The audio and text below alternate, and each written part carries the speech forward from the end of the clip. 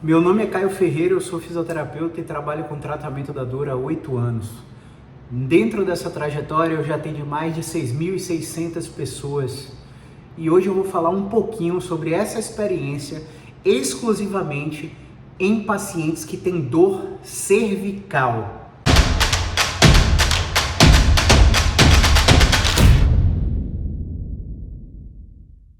O que é comum nesse perfil de paciente? Comum é ir para uma emergência, colocar um colar cervical para imobilizar a musculatura, como se ele tivesse um torcicolo, aquela tortuosidade do pescoço que impede ele de rodar para um lado e de inclinar para um lado, não é mesmo? Ser medicado com analgésicos, anti-inflamatórios, corticoides e às vezes tomar até opioides, que é uma classe de medicação analgésica muito forte, com uma série de efeitos colaterais, inclusive dependência. É claro que eu não estou aqui abominando remédios, existem momentos que é necessário o remédio. Mas qual que é o problema dessa abordagem? Um estudo da Julie Fritz, em 2014, vinculado à APTA, a Associação Americana de Fisioterapia, comparou o caminho que pacientes com dor o caminho que pacientes com dor fazem para melhorar. E ela analisou o caminho mais comum. Ele vai no médico especialista, o especialista pede uma ressonância magnética, ele volta no especialista, prescreve medicações, a ressonância magnética acha artrose, abolamento, degeneração discal, desidratação discal, hérnia de disco, espondilodiscoartrose e todos esses nomes feios que vêm em laudos de exames de imagem, não é mesmo? O paciente fica com mais medo relacionado ao diagnóstico, mais catastrofizado, mais ansioso, às vezes tem até insônia por causa disso, e tudo isso faz com que o sistema nervoso central do paciente comece a sentir mais e mais dor. Depois que ele falha nessas medicações do especialista, do médico especialista, geralmente um ortopedista, subespecialista em coluna, por exemplo, ele vai para a fisioterapia ambulatorial. Na fisioterapia, ele faz uma série de sessões e então ele tem a alta.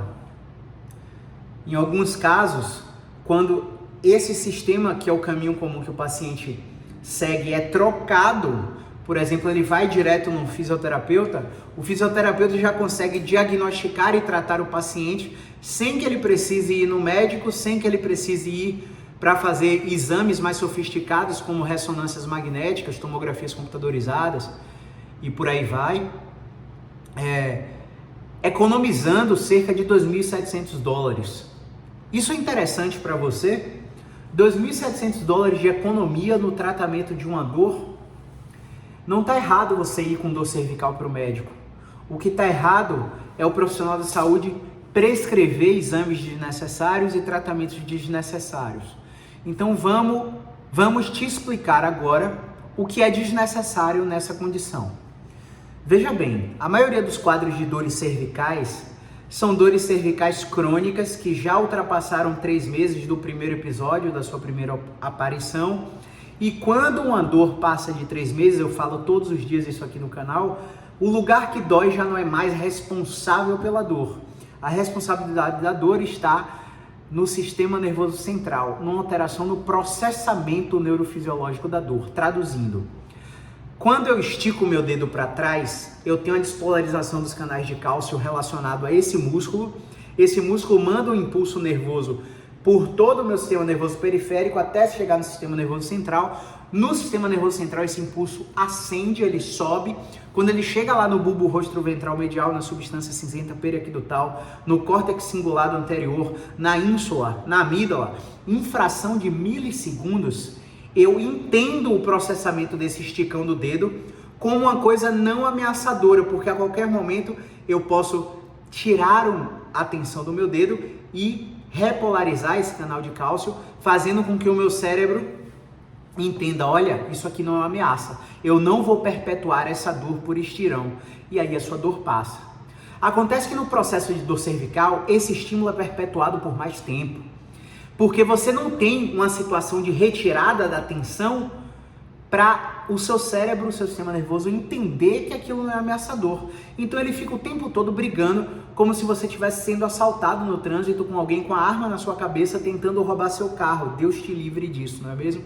Mas para o sistema nervoso central, Não há diferenças nessas situações. Por isso a gente fala em uma abordagem multidimensional no tratamento da dor crônica, seja ela cervical, lombar, torácica, joelho, tornozelo, quadril, ATM, cabeça e por aí vai. Multidimensional por quê?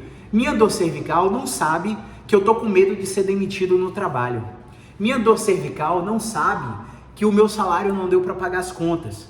Minha dor cervical não sabe que eu tô brigando com minha esposa e tô com medo de me separar, de pedir o divórcio.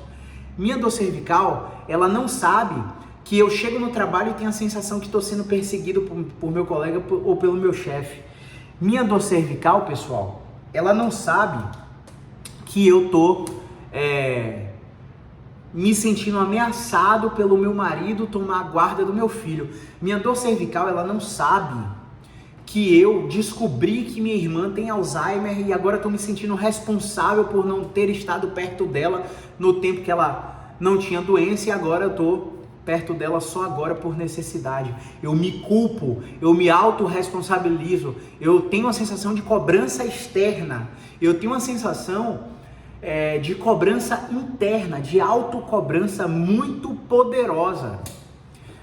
A minha vida espiritual, a minha vida religiosa não está andando como eu gostaria, minha vida amorosa, familiar, profissional, financeira, as esferas da minha vida não estão andando como eu gostaria, como eu acho que estaria agora aos meus 33 anos.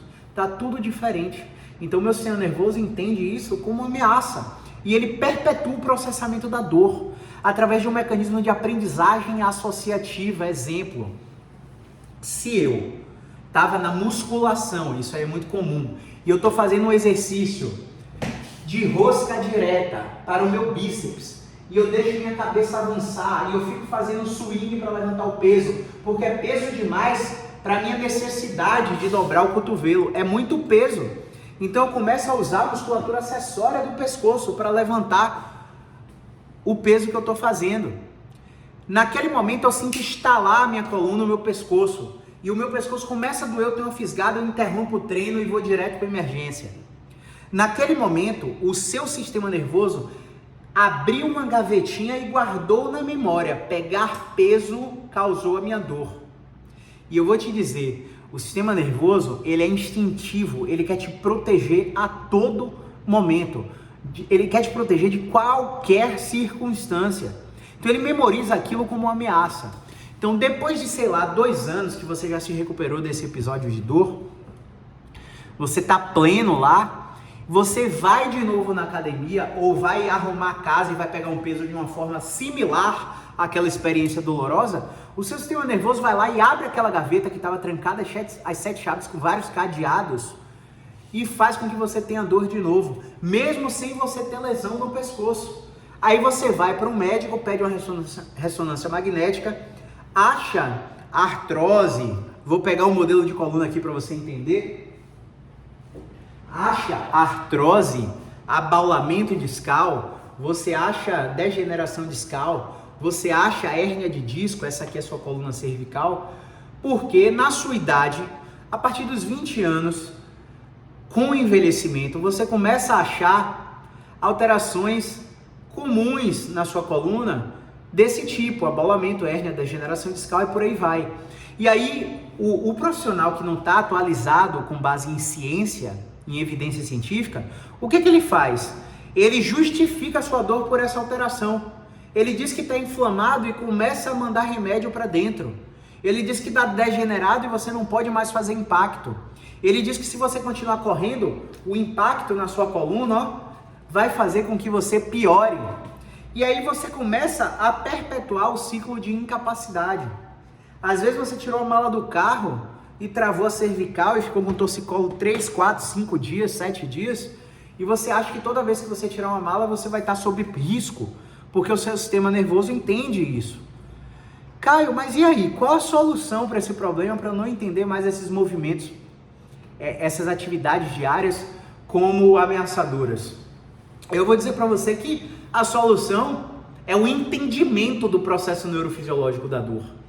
A solução é você procurar um profissional de saúde que trabalhe com base em evidência científica, que não fique te oferecendo coisas que tem promessas mirabolantes de cura muito rápida, porque a cura desse problema não é rápida. Ela leva 8 semanas, 12 semanas às vezes, a depender do caso. Você precisa encontrar um profissional que faça a exposição gradativa aos movimentos que você travou a cervical. Se você é meu seguidor raiz, o que é que você já percebeu aí? Você percebeu que tem muitos pacientes que você me vê, coloca eles deitados, com a cabeça fora da maca, fazendo um movimento exagerado de botar a cabeça de cabeça para baixo e deixar esse paciente lá por 3 minutos, ou repetindo esse movimento de forma insistente, de forma regular, de forma sistemática, como uma tarefa de casa. Eu não estou dizendo aqui, pessoal, que você vai melhorar com esse movimento, tá? Esse é um dos, sei lá, 50, 60 possibilidades de movimento que a gente tem para melhorar sua dor cervical, para destravar o seu pescoço, entende? E, dito tudo isso, uma avaliação musculoesquelética com um fisioterapeuta especialista em dor é muito mais útil do que você ficar todo mês indo para emergência tomando vários remédios. Eu já atendi pacientes com dor cervical que, pelo excesso de medicação, pelo over-medicalization, ele teve sangramento digestivo, sangramento nas fezes. E quando ele tirou o remédio, o sangramento parou. Ele decidiu que não ia tomar mais remédio. Eu tenho um paciente que tem alergia a todos esses tipos de medicações analgésicas e anti-inflamatórias, que quando toma bloqueio fica toda empolada, tem que tomar adrenalina para melhorar, tem que tomar corticoide para melhorar da alergia causada pelo bloqueio. Então esses pacientes que não podem, ou não querem, ou não gostariam de tomar remédio para dor cervical, precisam de um fisioterapeuta para chamar de seu por pelo menos 2 meses, às vezes 3 meses. Então um processo de tratamento para dor cervical que você precisa ir 1 vez por semana, às vezes 2 vezes por semana durante 2 meses, vai fazer com que você entenda como funciona para saber o que é que você tem que evitar, vai fazer com que você aprenda quais são os movimentos destravadores, os movimentos aliviadores do seu tipo de dor, vai fazer com que você entenda as influências que a sua dor sofre. É como se a dor se comportasse como se fosse um volume de som. Quando você passa por certa dificuldade na vida, ou estresse, ou privação de sono, por aí vai, ansiedade, depressão, luto, divórcio, partilha de bens, qualquer situação ameaçadora inconscientemente para você, a gente amplifica a dor, a gente aumenta o volume da dor no seu corpo e você começa a ter mais dor e menos vida. E o que é que a gente faz? A gente adiciona vida à sua dor, para que sua vida seja maior que a dor, para que sua capacidade funcional seja maior que a dor, para que a dor não te impeça de fazer seu jiu-jitsu, por exemplo, para que a dor não te impeça de correr. Muitos pacientes têm alta daqui ainda com dor, mas já voltaram a fazer todas as suas atividades e percebem que não pioram. E aí, ao longo de 6 meses, de 1 ano, o paciente para de ter dor, porque entendeu como o processo funciona. Então, esses 13, 14 minutinhos de vídeo aqui são para ensinar você o que deve ser feito e o que não deve ser feito em caso de dor cervical. Seja ela uma crise aguda, seja ela uma torcicolo, que você ficou com o pescoço torto.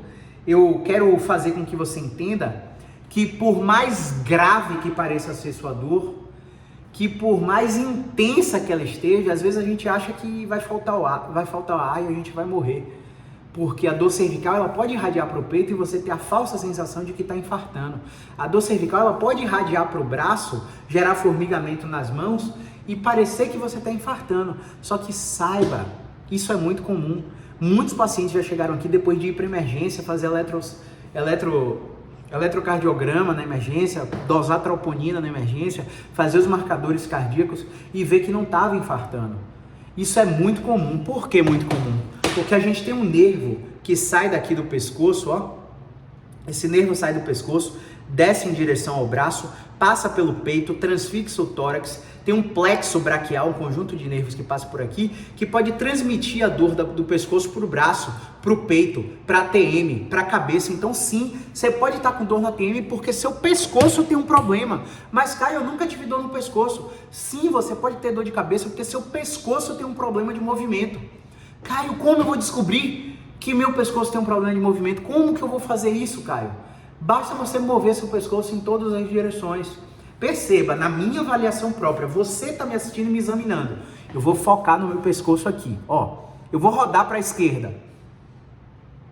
Esse é o máximo. Chega, começa a tremer. Eu vou rodar para a direita. Esse é o máximo. Eu vou inclinar para a esquerda. Eu vou inclinar para a direita. Eu vou fazer o levantar da minha cabeça. Eu vou fazer o abaixar da minha cabeça. Ó, encosto o meu queixo no peito. Eu vou fazer o avanço da minha cabeça, ó. Eu vou fazer o recuo da minha cabeça. O nariz reto. Perceba, meu pescoço tem 8 movimentos. E aparentemente, não sei se vocês perceberam diferenças entre eles, mas aparentemente eles são simétricos. Mais importante do que ser simétrico, isso é, a quantidade de movimento para um lado, a quantidade de movimento para o outro, de inclinação e de todos esses que eu acabei de mostrar, mais do que a quantidade, eu não sinto nada para executar esses movimentos. E eu te convido a fazer um teste com você mesmo. Como que é esse teste? Você vai dobrar e esticar o cotovelo. Dobra e estica o cotovelo. Dobra e estica o cotovelo. Beleza? Você sente alguma coisa no cotovelo? As chances são que não. Se você sente alguma coisa no cotovelo, você tem problema no cotovelo e a qualquer momento você vai desencadear uma epicondilite, entre aspas, uma epicondilalgia, um cotovelo de tenista, uma dor por tendinite, e você vai ficar no ciclo de doença de medicação, de anti-inflamatório, de corticoide, fazendo vários tratamentos, agulhinha, liberação miofascial, ventosa, e não vai melhorar. Se seu cotovelo dói para mexer, você tem um problema, você tem que ir no fisioterapeuta. Por quê? O normal é que você só sinta o movimento acontecer. Mas vamos supor que você que testou isso aí agora, não sentiu nada ao dobrar e esticar o cotovelo. Você sentiu fazendo esses movimentos do pescoço? Mais do que isso, sentado, você faz assim, ó, roda a torácica para o lado, roda a torácica para o outro, faz assim, ó, joga a torácica para o teto, cotovelo para o teto, joga a torácica para o chão. Você sentiu alguma coisa fazendo esses 8 movimentos do pescoço e esses 4 da torácica que eu acabei de te ensinar? Cara, você tem um problema. E vão te dizer que é a hérnia. Só que em apenas 4% dos casos é a hérnia. 4%. 96% é um problema de movimento. Que a gente te faz um exame físico, descarta condições graves, que podem acontecer sim em menos de 1% dos casos, e começa a testar seu movimento e prescrever exercícios específicos para diminuir sua dor e para recuperar sua função, sua mobilidade. Se você não aguenta mais ficar no engarrafamento sentado no seu carro, porque o pescoço começa a doer, sentado para estudar para concurso, sentado fazendo seu projeto de arquitetura, sentado lendo os seus processos advocatícios, se você está sentado vendendo, sentado atendendo, você é uma recepcionista, enfim, se você trabalha sentado, trabalha em pé, independente, algum impacto na sua função a dor cervical pode causar. E, gente, o paciente nunca vem para mim porque tá só com dor. Porque dor por dor, ele toma dipirona, ele toma um Dorflex, ele toma um nimesulida, ele toma um Alginac retarde, ele toma um diprospan, um tramal, um tramadol, um oxycontin, consegue receita controlada, sem prescrição médica e toma e passa a dor. O paciente só vem aqui, ó querido, querida, sentar nessa cadeirinha, deitar nessa maca, só vem fazer a chamada de vídeo pelo Zoom para eu fazer uma consulta online com ele, quando a dor gera incapacidade funcional. Qual que é o grande lance da dor cervical? Muito da incapacidade que você acha que está sendo gerada pela dor, não está sendo gerada pela dor, está sendo gerada pelo déficit de movimentação ou pelo medo incutido na sua mente por um profissional de saúde que não trabalha com prática baseada em evidência. Ele te proíbe de tudo que é atividade. Corrida, impacto, musculação, já falei isso em vários vídeos. Te proíbe de dançar, te proíbe de baixar a cabeça. Mais do que isso, o paciente com dor cervical, além de poder ter dor na TM, no ombro, no cotovelo, no punho, muitos pacientes com síndrome de túnel do carpo que já operaram 1, 2, 3 vezes, não melhoraram no punho. Quando a gente trata a cervical, melhora o punho. Por quê? Por causa disso aqui. Os nervinhos amarelos e as artérias saem do pescoço e comandam o seu punho. Então, mais do que isso, paralelo à dor cervical, você pode ter uma alteração no fluxo da endolinfa, que é um líquidozinho que move no pavilhão auditivo, no sistema vestibular, que se move contralateralmente aos seus olhos. Olha só, para começar um tratamento da dor cervical, a gente começa ativando musculaturas do olho. Você acredita nisso? Fechar o olho, olhar para a direita, manter o olhar para a direita, olhar para a esquerda. Você vai ver que alguma das direções dos movimentos orbitais, eles estão com mais dificuldade de serem realizados. E bombeios muito simples na região do olho podem relaxar essa musculatura. Às vezes toques suaves na região periorbital relaxam essa musculatura e modificam a função da musculatura ocular, reduzindo a dor cervical. Olha que louco, pessoal, como está tudo interligado. Por que está interligado, pessoal? Porque a gente tem um gânglio cérvico-trigeminal que sai daqui e é conectado com todos os nervos cranianos, praticamente, com todos os nervos cervicais que vai para o couro cabeludo. E às vezes a mulher está com aquela rabo de cavalo, né? E começa a ter dor de cabeça e não sabe por quê. Tem um tipo de dor de cabeça muito rara, chamada polytail headache, que é muito perpetuado por uma alteração do nervo acessório que sai do pescoço e vai para o couro cabeludo. Existem correntes de tratamentos da dor que mostram essa interdependência regional. Se você tem um problema na TM, o seu pescoço pode estar envolvido e você está aí com um dentista há 1000 anos sem melhorar. Quando você só vai melhorar na fisioterapia quando desbloquearem seu pescoço, ou quando desbloquearem diretamente a sua TM com uma técnica específica de movimento ou de terapia manual. Muitas vezes você está com tontura rotatória por causa de uma dor cervical. Muitas vezes você só precisa de uma manobra boba, de ficar deitado e levantar e deitar do outro lado, de ficar de barriga para baixo, de rolar de barriga para cima, sentar e deitar para o outro lado, para a gente conseguir colocar os cristais do sistema vestibular no local que ele precisa estar. Às vezes esses cristais vão para os canais semicirculares do pavilhão auditivo e geram uma tontura rotatória absurda que o paciente não consegue em pé. Eu já tive paciente que teve que parar o carro na paralela e pedir para a filha vir buscar, porque não aguentava mais dirigir de tanta tontura. E quando a gente avaliou o paciente tinha um problema cervical, a gente tem que botar a cabeça do paciente de cabeça para baixo, numa técnica cervical específica, para ele melhorar da dor, para ela melhorar da dor. Então, o buraco é muito mais embaixo. Não aceite mais essas explicações onde você só melhora da dor fortalecendo, porque fraqueza não é o problema. Não aceite mais essas explicações que você só melhora da dor alongando, porque encurtamento não é problema. Não aceite explicações onde a sua dor só vai melhorar com correção de postura, porque a alteração postural é irrelevante nos pacientes com dor. Irrelevante. Não aceite mais essas explicações de que está inflamado se já passou 3 meses. Em 3 meses o seu corpo já cessou qualquer tipo de inflamação. Se você não tem uma doença reumática, uma artrite, se você não tem uma gota, um lúpus eritematoso sistêmico, entende? Então o buraco é muito mais embaixo. Você precisa procurar um profissional atualizado no que tem de mais recente no processo de neurociência da dor.